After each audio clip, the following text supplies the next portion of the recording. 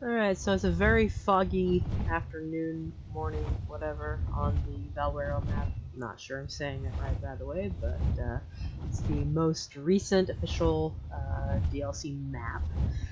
And I'm going to show you a couple things today. I'm going to show you a gigantic spider, so I will warn you when I get there, and so you can avert your eyes if you have problems with spiders. And I'll let you know when we are clear the spider area. And I want to show you the official downloadable creature for this map, which is only on this map, which you mod them in somewhere, which is the Deinonychus. And they're going to be important too. Both of these things most likely will be important because this is the Wade and Peter story. Anyway, so first of all, I'm going to show you the spiders because honestly, I cannot find the stupid spider trench unless I'm like right on top of it. I'm not a person for maps. I'm very bad at maps. I'm very bad at directions. I am that person. And so I was just there, and I noted where it was on my map. And even though I had looked for landmarks like 3 times and swore up and down that I could find it again with those no. So I'm gonna go right back to where I was and just show you the spiders real quick so that I can just get past that because I'm constantly losing this gigantic trench and just like gigantic spider. It's my curse. Anyway, so the thing about this map is it has a couple of cool features, and one of them is that one of the main bosses in the game, Broodmother, the giant spider queen, is actually, usually she is gated, so to speak, behind the obelisk. You have to feed the obelisk certain things that you've collected, and it will teleport you to an arena where you can fight her. On this map, she is actually on the map inside the redwood forest. And so you can basically just like walk up to her, punch her in the nose, and she'll probably die at that point. But you know, you get the idea. So, so she's right here, and I cannot believe I found it without looking at a map. Why was this so difficult? Anyway, spiders. If you have a problem with spiders, you might want to steer clear now. I won't get too close. But yeah, so there are spiders and there are bats in here. And again, I'm not getting too close. I'm just gonna make a quick run. Look at all these things. That big ass motherfucker right there is the Spider Queen, and yeah, so she's just right there. Um, and you can, like I said, you can just walk up and punch her in the nose if you feel like it. I wouldn't suggest it. I would suggest staying up here on the rocks and firing down at her. But that's just my suggestion. But this is where you find her, and there are smaller spiders around her. She will actually spawn spiders when you are attacking her, and I'm kind of interested. I have not actually fought her on this map yet. I'm kind of interested to know how the spider spawning will work. Thank God she cannot probably climb out of that thing. It's too narrow for her.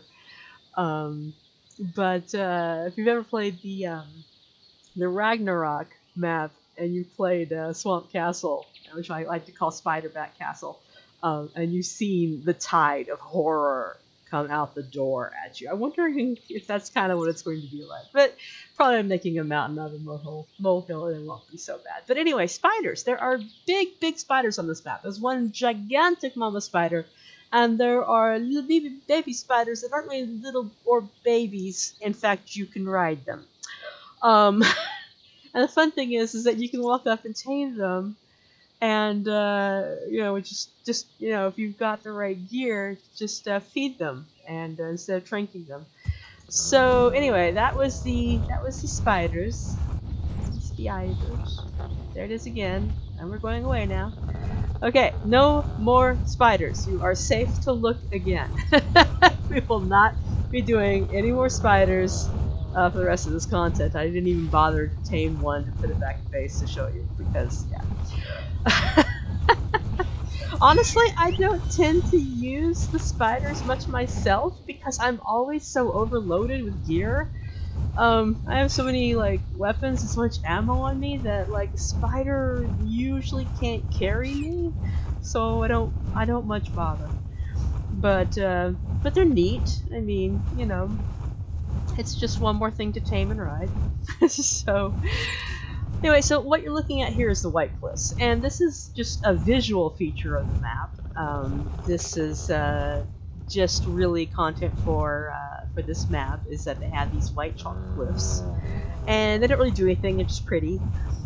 It does kind of give you a visual marker of where to find the Deinonychus nests, and that's something you definitely want because they're fun. So, and I will show you them in just a second. Of course, we have to get back to our base. We actually put our base up here. It was actually kind of hard to find a place for a big base. There are tons of places for tiny bases, but not so many if you know you're going to be like, you know, having like 100,000 T-Rexes. And this is Peg's collection of horses. And that temple-looking thing actually is part of one of Eco's mods. He does like some of the best RP and just visual building type mods. They're just really well done. This is our machine room. That's somebody eating. That's where our industrial forge and all that good stuff is. These glass walls, that's why we're not moving. And greenhouse, tons of T-Rexes, tons of Spinos, Brontosaurus with a skeleton costume on, wyverns. Yeah, so these are the Deinonychus, and these are going to be very important also. Now they're basically souped up raptors with more feathers, and they're very talky. They are constantly making noises. They're constantly looking at you and everything else, and chirping and grumbling and just trash talking. They basically never shut up. You know where I'm going with that. So, so these are the Deinonychus. I'm going to have to turn on the HUD really quickly so that I can figure out which of these guys is the alpha. Because I need the one that's the most highest level. And these obnoxious text, here we go, is why I have it off, honestly. So, remember the raptor call and response? If you've seen that first raptor video, or the whatever video I had that on, these guys basically do it too. And it's epic. It is great. There's like a 30-second cooldown on that. But basically, this guy here being the alpha now has like a bite bonus, basically. They all have the bleed effect, like the aloes that I showed you that one time. The Ravagers from the Aberration map also do it, where they give extra damage. And like blood effects everywhere, and so basically, you know, they all do that naturally. But now he's got, you know, his little alpha bonus going on. They have a couple of other cool things they do. One thing they can do is latch on to prey if it's big enough. They're crazy jumpers and they're gliders, and they don't take fall damage, and they go straight up mountains. They are basically just they're just completely badass. I love these guys to death. But I honestly, I'll be honest, I especially love them because of how vocal they are. They're great company. You know, it's kind of like how I've been saying that I love having my raptor pack behind me, because just listening to them, it's just I don't know. It's just a little sense of packdom, I guess. And these guys are bred up. You can't actually tame them in the wild if they're adults. You have to raid their nests.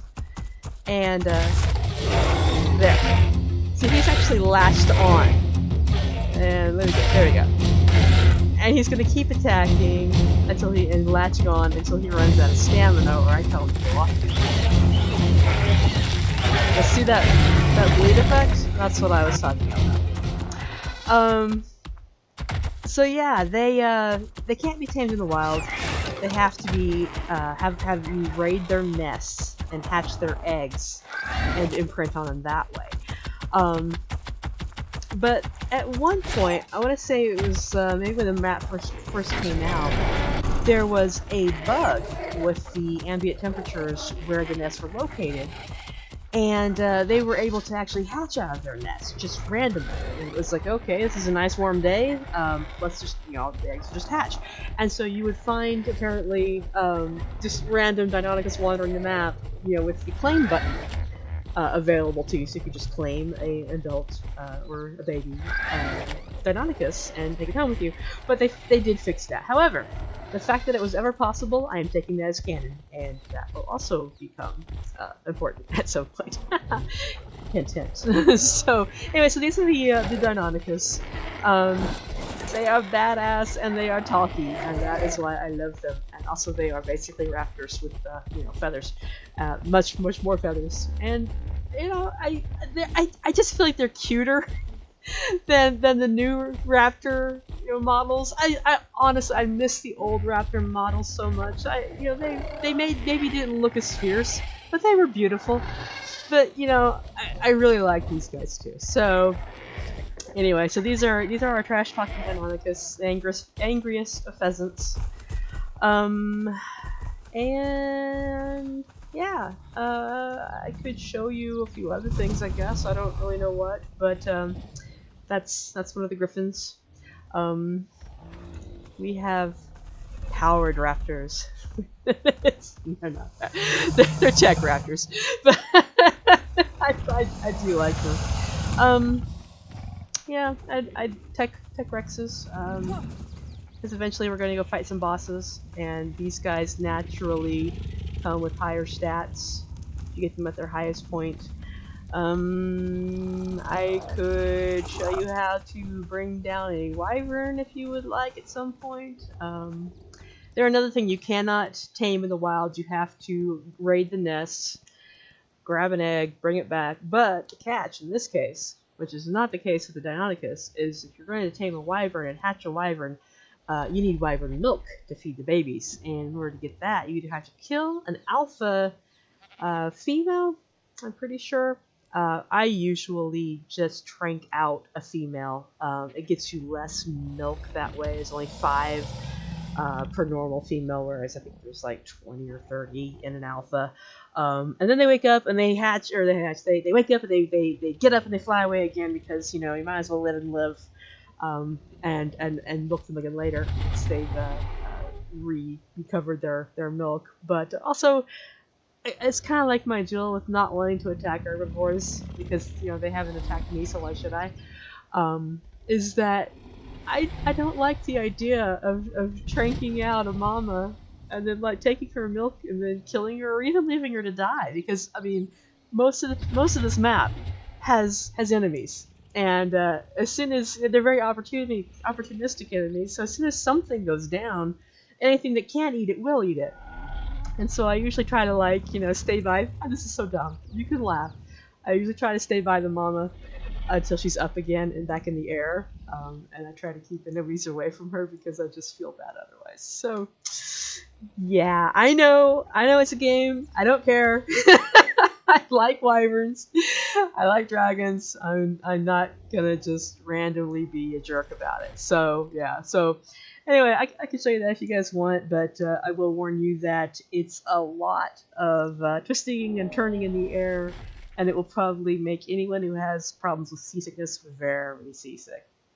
This is also why I don't make No Man's Sky videos, even though I would love to show you some of the stuff in No Man's Sky, especially the stilt walkers, the big, giant animals that you come across, and the big giant tentacle monsters you come across. They're adorable, but I would have to fly to most of these places, and you don't want to fly with me. I'm very bad about the jerky cameras and just spinning, lots and lots of spinning. So yeah, No Man's Sky is not one you want to watch with me. So warning you now, if you want to watch me bring down a wyvern and show you why I love griffins all to pieces, just let me know and I will do it. but be prepared for motion sickness. So, anyway, yeah, this is the map that we're playing on. This is the map that I'll be writing in with the eventual goal of having the two stories meet up back on the extinction map at some point. For obvious reasons, because I mean, if you're going to do superhero stories, you might as well have a big bad and then have an epic battle. Am I right? So anyway, that was kind of a quick overview with some visuals, just in case I do a bad job of trying to explain these things. There's nothing really all that special about this map. There's bosses like always. There's obelisks like always. There's some cool features, but there's no trick. There's no trick other than just building up and then getting off the arc, and that's it. So yeah, hopefully I didn't bore you too much. Hopefully I didn't talk too fast. I have a very bad problem with that. I apologize for that, but yeah. Anyway, so yeah, I hope you enjoyed watching, and thanks for tuning in.